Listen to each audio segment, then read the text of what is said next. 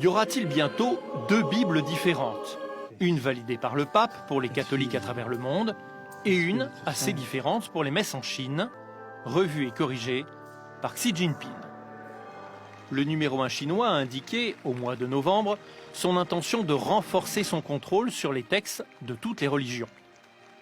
10 millions de Chinois sont catholiques pratiquants, une église officielle tolérée par le parti qui nomme les prêtres et vérifie que les sermons ne contiennent pas de politique.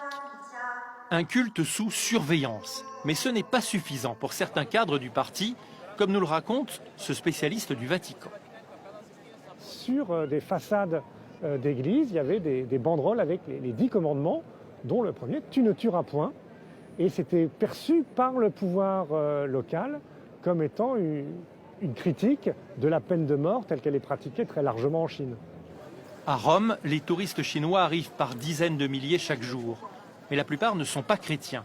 Alors à leurs yeux, réécrire la Bible n'est pas choquant.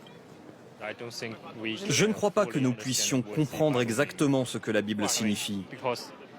Parce que nos traditions chinoises sont très différentes de ce texte, qui s'adresse avant tout aux pays occidentaux.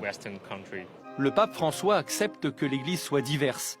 Il vient de décréter que les Indiens d'Amérique pouvaient parfaitement adapter certains dogmes à leur culture.